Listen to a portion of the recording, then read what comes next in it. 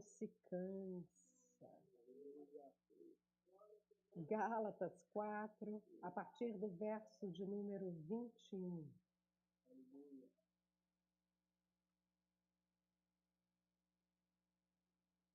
Digam-me vocês, o que querem estar sob a lei?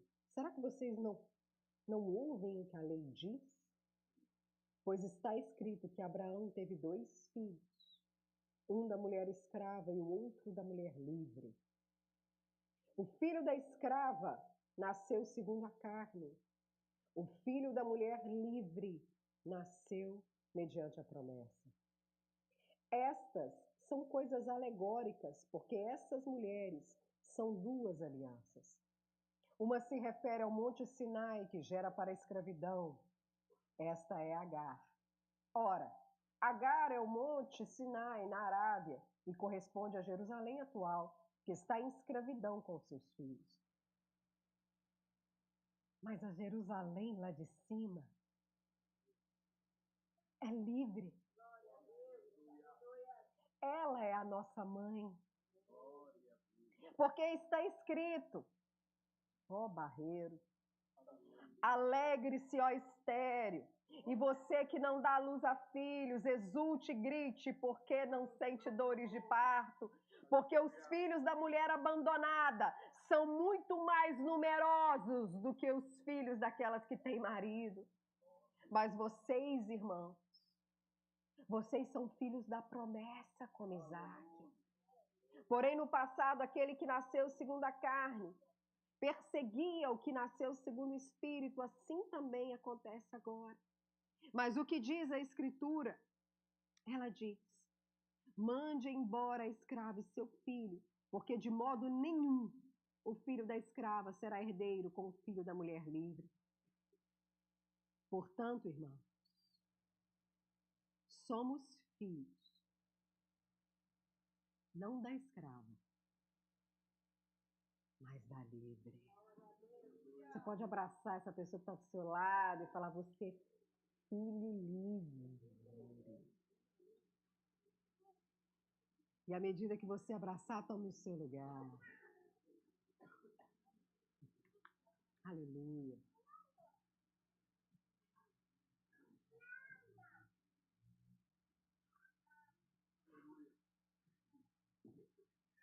Quando nós ficamos decepcionados com alguma coisa, geralmente é porque a gente levanta grande expectativa sobre aquela coisa. E é devido, certamente, em muitas ocasiões, por causa do nosso desconhecimento sobre aquilo, o qual nós levantamos expectativa.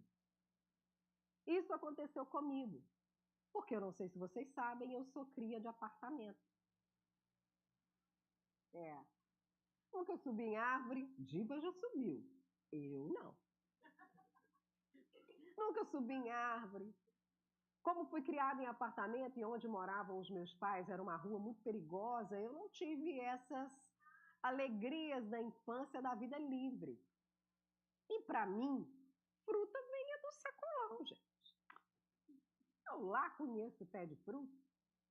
Mas quando nós mudamos para Santa Luzia, naquele tempo Deus nos deu uma graça, porque a casa a qual nós estávamos tinha quintal.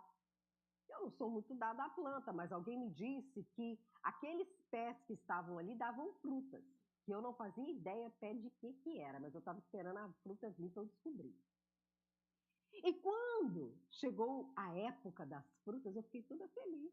Oh, coisa boa, vou pegar fruta no pé. Ô, experiência. E naquele quintal brotavam umas mangas deste tamanho. A bichinha era tão robusta e com a cara tão boa, que às vezes eu estava lá na frente da casa, o quintal era lá no final da casa, e você só ouvia o peso delas no chão. Pá! Caiu uma manga. Elas cheiravam a casa inteira e eu falei, é agora que eu vou me esbaldar em manga.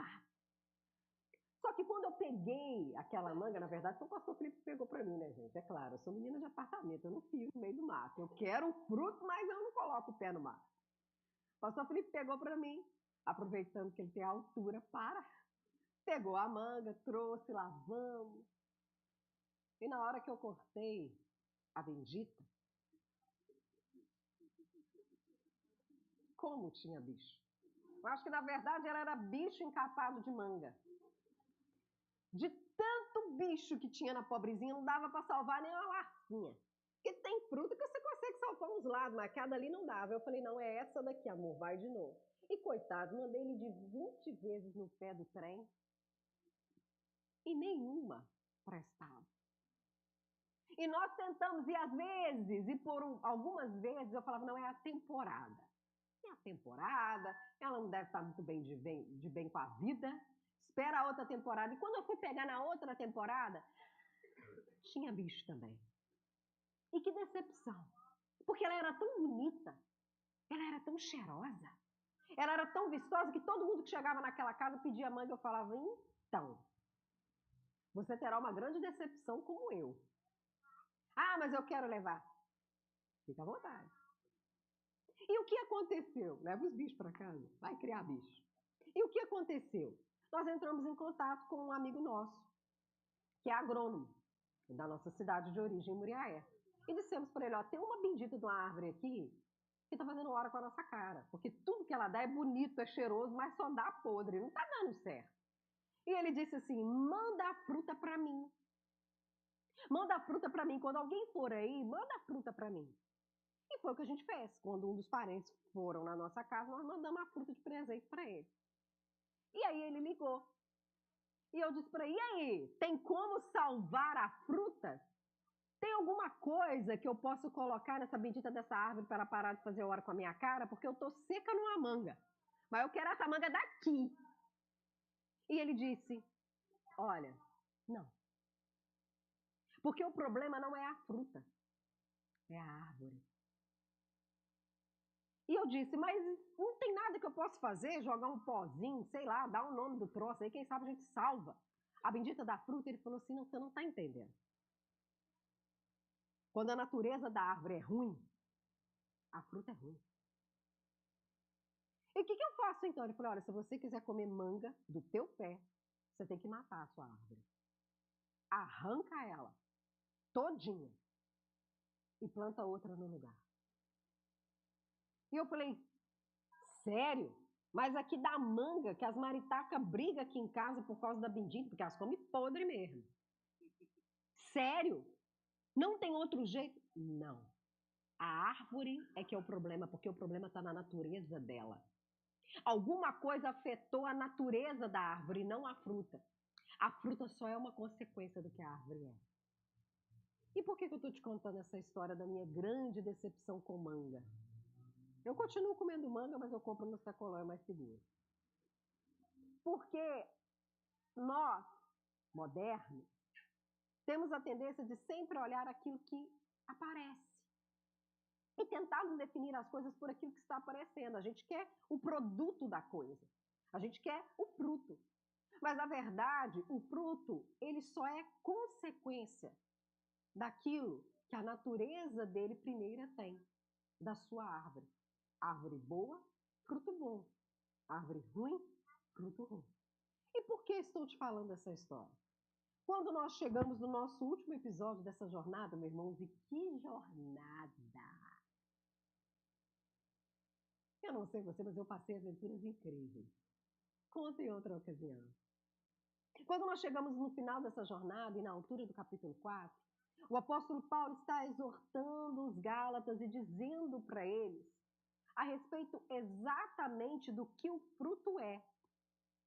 Ele está dizendo aos Gálatas, olha, prestem bem atenção. O fruto é consequência do que a árvore é. Vocês, às vezes, estão muito focados em produzir um fruto bonito, mas pouco preocupados em perceber a natureza de vocês.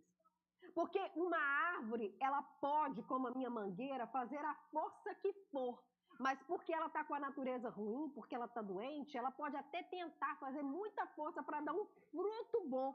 Ela pode dar um fruto bonito, mas o fruto permanece ruim.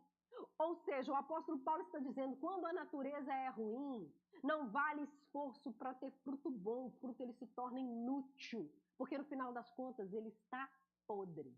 É isso que ele explica em toda a carta de Gálatas. Ele diz assim: quando vocês começam a perseguir o fruto, as coisas, fazerem as coisas, não pela fé, mas pelo mérito, vocês até produzem um fruto. Ele é bonito, ele é até vistoso, mas se vocês olharem bem, ele é podre, porque o problema não está naquilo que vocês estão fazendo, está na natureza de vocês.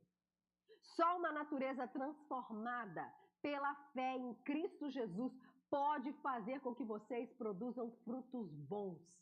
Vocês estão indo pelo princípio errado. Vocês estão olhando o final e querendo fazer com que o final pareça ser o melhor da coisa, mas não adianta, porque tudo que é feito no mérito dá fruto ruim, mas só pela fé.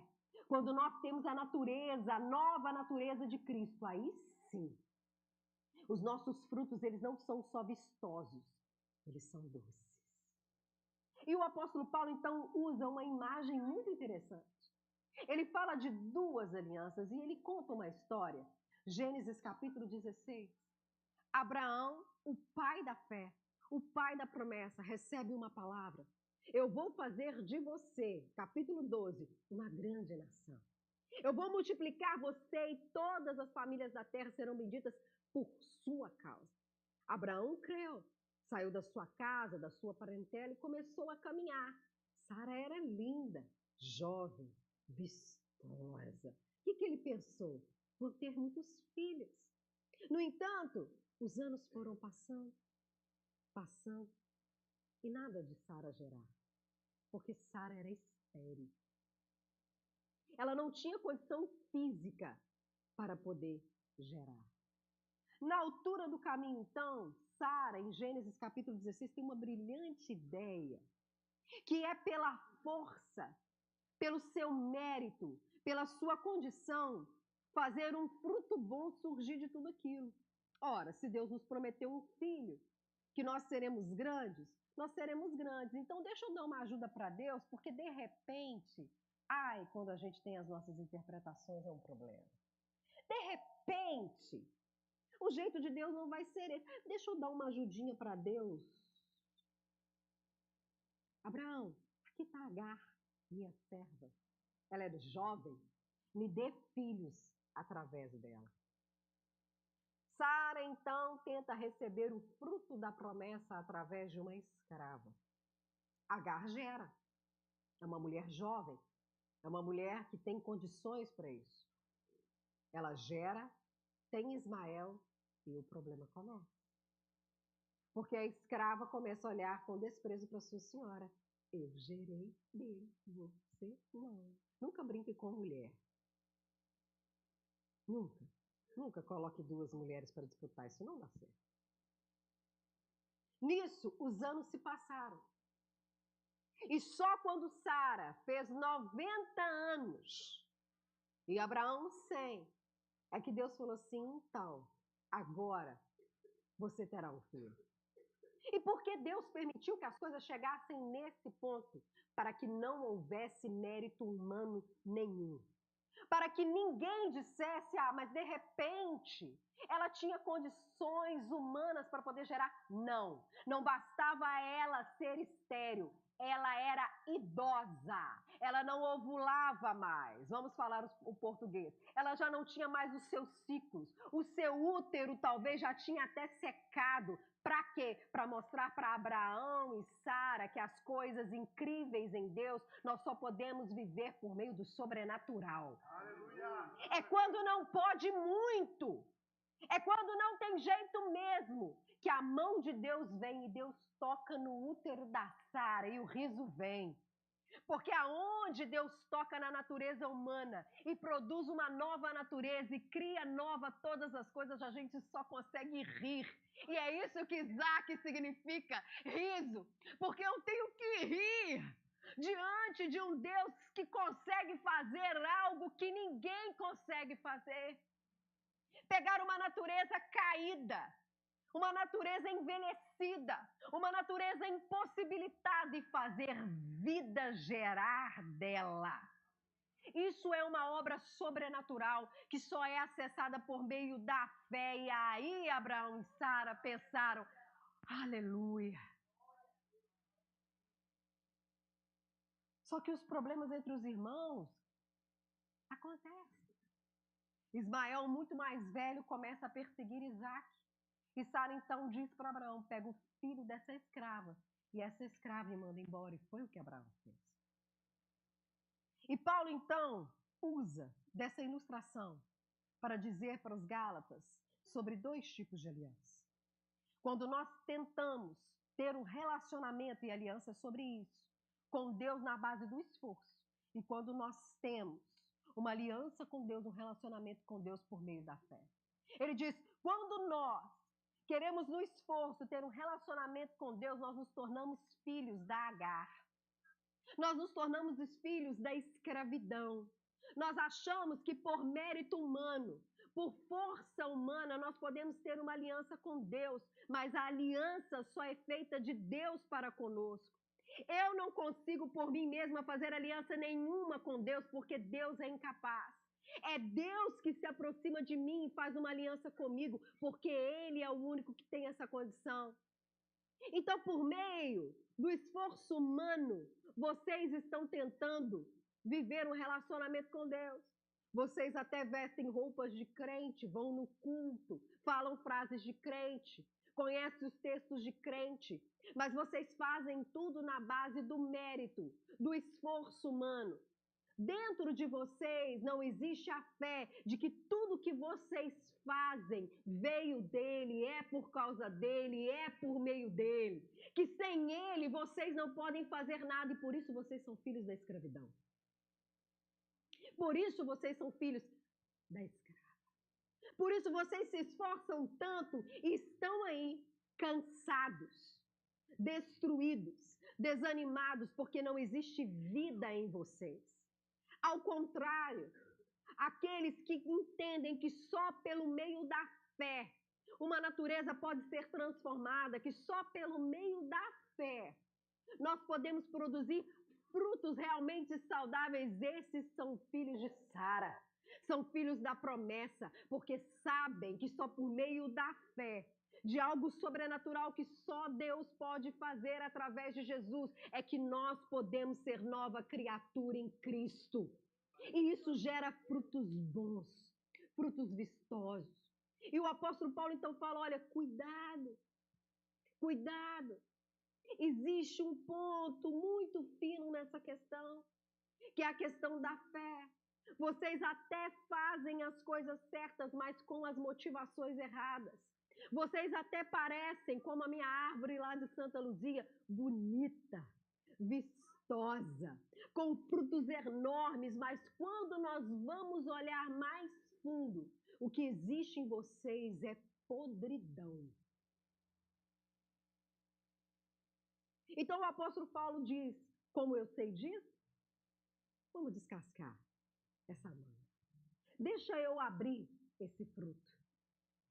Ele então vai para o próximo capítulo e fala sobre as obras da carne e o fruto do Espírito. E ele diz, quando nós fazemos as coisas por esforço humano, baseado naquilo que é apenas moral, naquilo que é apenas correto, e não temos a fé em Cristo de Jesus, olha só o que nós produzimos. Versículo 19 do capítulo 5, leia comigo se sua Bíblia estiver aberta.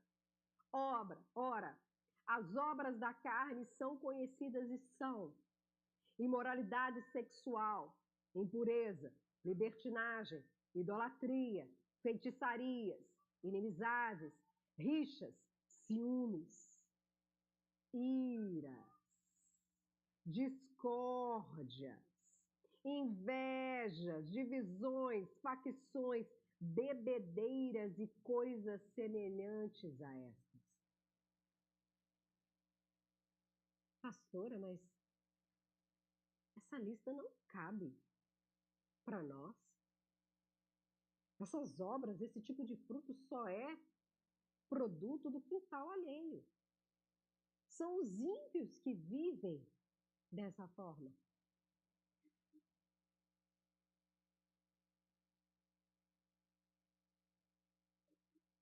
O apóstolo Paulo está escrevendo para uma igreja. A lista que Paulo coloca aqui está falando sobre o fruto de uma igreja.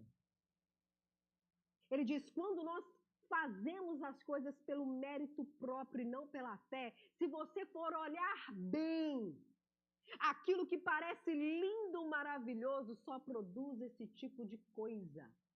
São obras da carne. E veja bem, carne para Paulo aqui não está falando dessa matéria humana, desse corpo. Paulo está dizendo daquilo que está dentro da gente.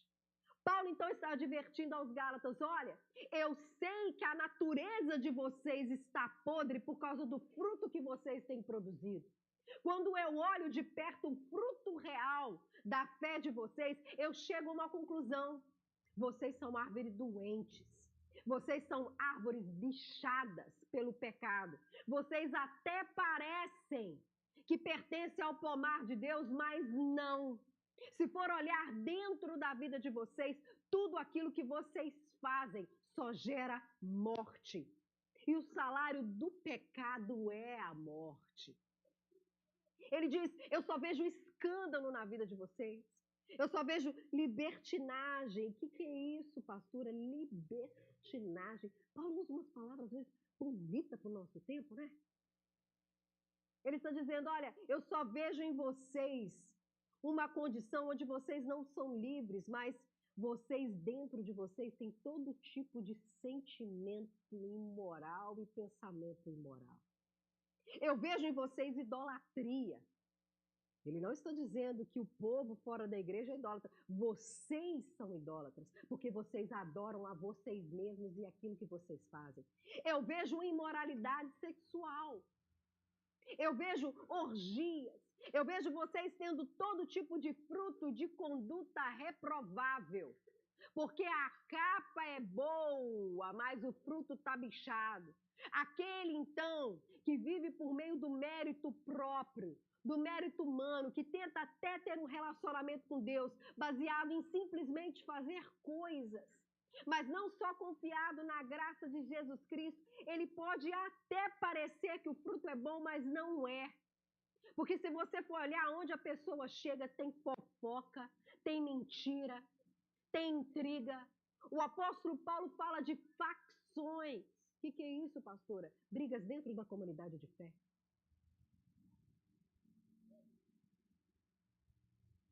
Vocês estão devorando uns aos outros. A natureza de vocês está podre. Vocês falam mal uns dos outros. Vocês são maledicentes, fofoqueiros e tudo. É só um comentário, tá? Não, eu não estou falando mal. Quando a frase começa, eu não estou falando mal. Ela está. Paulo está dizendo que todo tipo de pecado ele mora em vocês, porque a questão toda é a natureza. Vocês podem cantar lindamente no louvor, tá uniformizado lá na porta da diaconia. Vocês podem ter o dízimo mais alto, podem ter a oferta mais substancial, cantar como os roxinóis, servir os kids como se fossem filhos do próprio Altíssimo, mas se não é feito por meio da fé, pode olhar direitinho que o que existe em vocês é podridão e a prova está no fruto.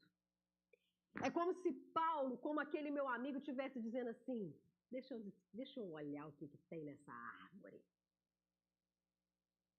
E dissesse: o fruto de vocês é consequência daquilo que vocês são. Em contrapartida, Paulo diz: quando nós temos o reconhecimento, gente, que só através de Jesus nós podemos fazer algo de bom. Só através de Jesus. Porque em João capítulo 14 diz: sem mim vocês não podem fazer nada. Eu sou a videira, vocês só são os ramos. Vocês só têm que produzir aquilo que eu sou.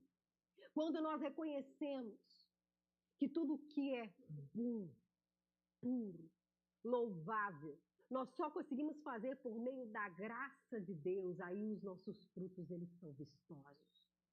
Porque o apóstolo Paulo então continua no verso de número 22. Mas o fruto do Espírito é amor, alegria, paz, longanimidade, benignidade, bondade, fidelidade, mansidão, domínio próprio. Contra essas coisas não há lei. O que o apóstolo Paulo está dizendo? Que quando pela fé, e somente pela fé em Cristo Jesus, eu consigo fazer 21 dias de um tal de um jejum que os pastores propôs, talvez seja para me castigar. E eu tenho autocontrole diante daquele pudim, porque resolvi fazer jejum de açúcar. E eu tenho domínio próprio e descubro que eu não vou morrer sem aquilo. E passo até a tirar o açúcar de mesa da minha mesa, até quando eu sou beneficiado, é a graça de Deus em mim. Porque eu não sou uma pessoa que tem o autocontrole. Não, não sou. De maneira nenhuma. Nada de bom eu consigo produzir por mim mesma. Eu não consigo ser fiel por mim mesma. Eu não consigo ser mansa por mim mesma. Pastor, o que é mansa? Mansa, gente, é quando o boi bravo ainda está aqui dentro, mas você enjaula ele, mesmo os outros dando chicotada nele para ele sair para fora, e segura ele lá. Respira fundo. E não mata, porque você é atento em ouvir, mas tardio em falar. E ainda sorri. E diz, a gente conversa depois.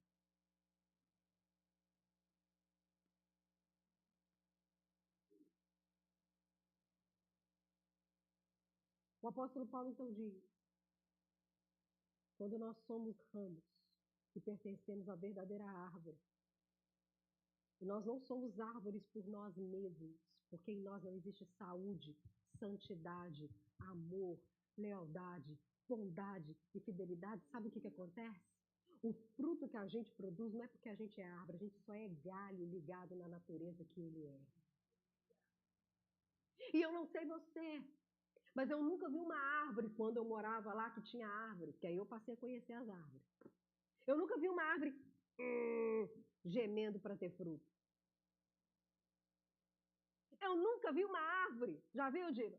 Um pé de acerola gritando para sair fruto. Porque o fruto, ele é natural. A árvore não precisa ficar preocupada em produzir fruto. Porque é tanto da natureza dela que quando chega a hora ela simplesmente brota. É como os meus pés de acerola.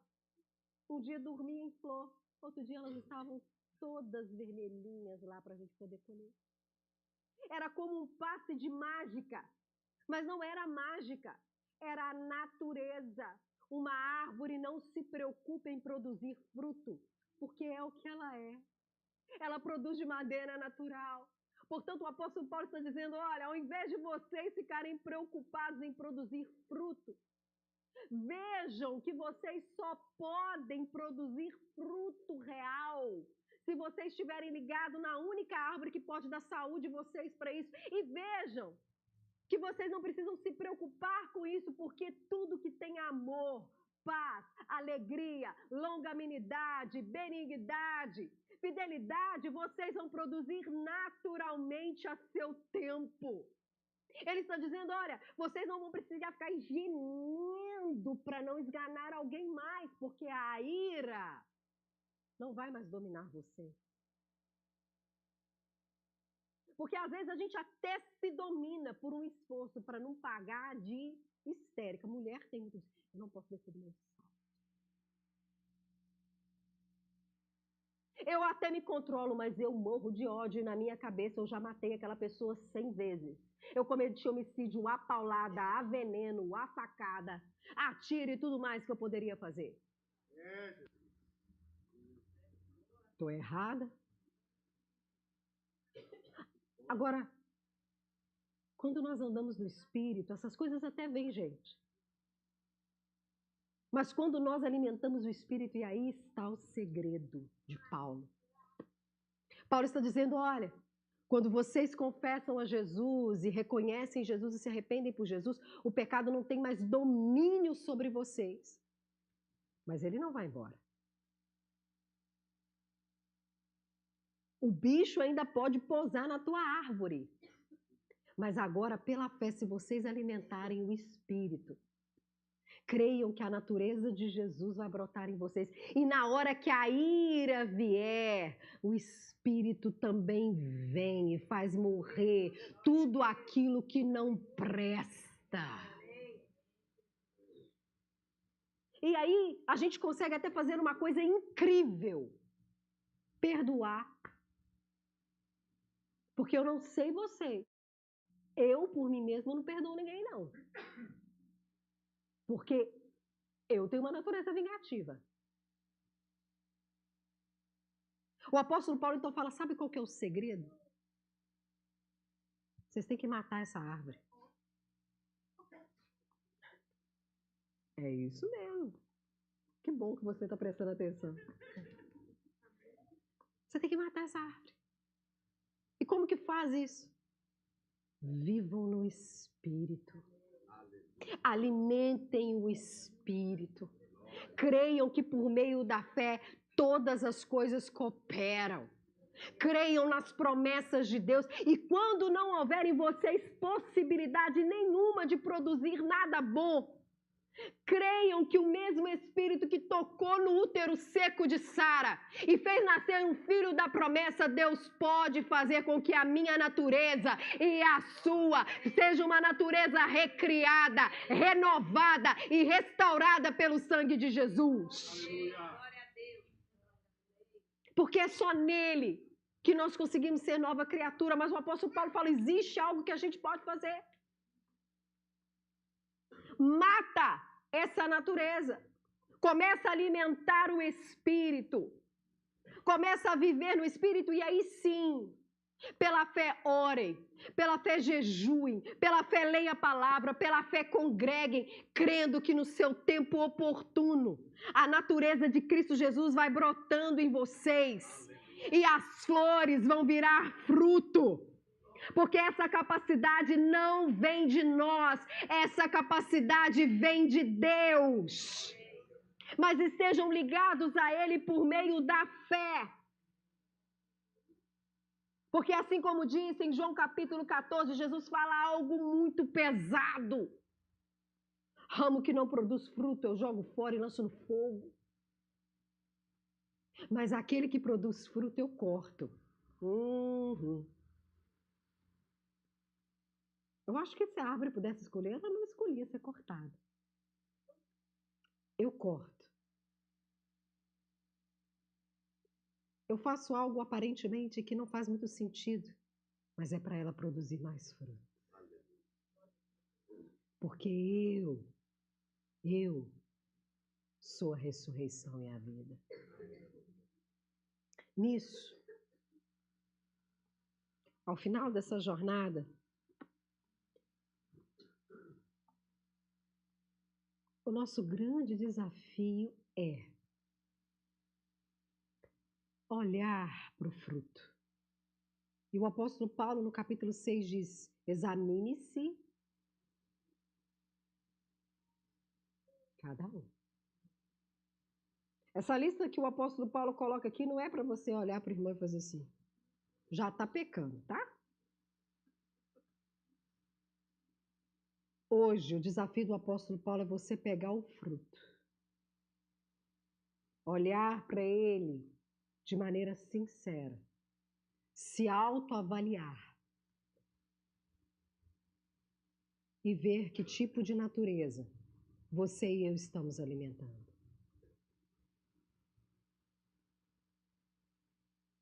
E talvez para vocês, em alguns aspectos, seja decepcionante, porque para mim foi. Me disseram que eu bato em vocês. Eu apoio antes, durante e depois.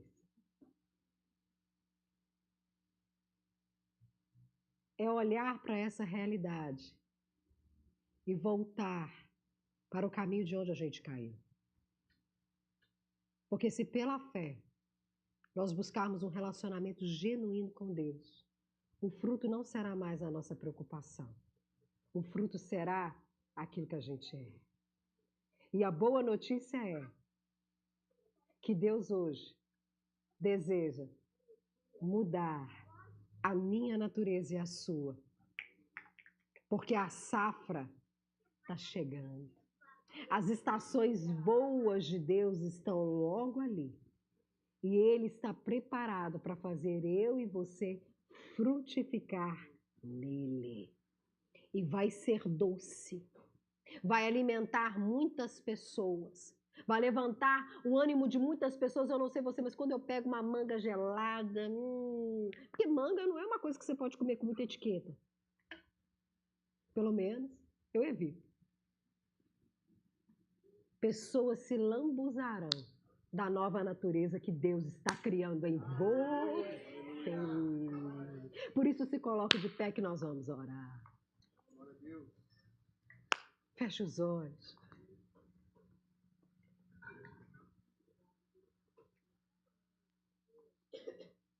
Feche os olhos, coloque